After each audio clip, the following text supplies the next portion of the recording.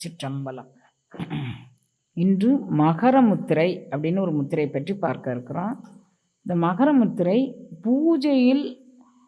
பூஜை செய்வதற்கு முன்பாக இந்த மகர முத்திரையை ஒரு 2 நிமிட நேரம் செய்துட்டு பூஜை செய்தால், பூஜையில் மந்திர ஜபத்தில், அர்ச்சனையில் எல்லாத்திலையும் மனம் ஒடுங்கி அது செயல்படும். அதுக்கு மகர முத்திரை சாலச்சிறந்த முத்திரை. மகர முத்திரை செய்வது எப்படி அப்படின்னா, வலது கையில் நீர் முத்திரை வச்சுக்கணும், இல்லை நிலமுத்திரை, வலது கையில் நிலமுத்திரை வைத்து கொள்ள வேண்டும். அணிவிரல், மோதிர விரலினுடைய நுனி கட்டை விரல் நுனியை தொட்டு கொண்டு இருப்பது மாதிரி, இடது கையின் கட்டை விரல் வலது கையின் உள்ளங்கையில் அழுத்தம் கொடுத்து பிடித்து கொள்ள வேண்டும். இதுதான் மகர முத்திரை அப்படிங்கிறது. இடது கையின் 4 விரல்களும் வலது கையின் பின்புறமாக இருக்க வேண்டும். இவ்வளோதான் மகர முத்திரை செய்முறை. இதனுடைய பலன் என்ன அப்படின்னு பார்த்திங்கன்னா, விடாப்பிடியான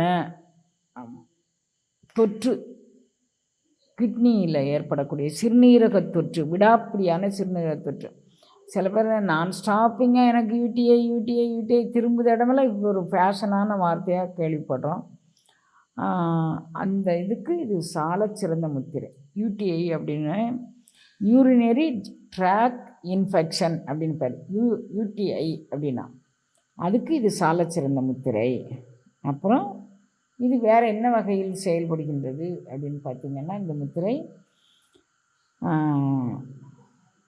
கண்ணை சுற்றி ஏற்படக்கூடிய கருவளையத்தில் இது நன்கு செயல்படுகின்றது. முகத்திற்கு ஒரு பொலிவு ஏற்படுகின்றது. ஏறத்தாழ மண்முத்திரை, ஒரு கையில் மண்முத்திரை வச்சுருக்கிறதுனால எப்போல்லாம் வீக்காக இருக்கிறோமோ அப்போல்லாம் இந்த முத்திரை சிறந்த முத்திரையாக செயல்படுகின்றது. மொத்தத்துக்கு இந்த முத்திரை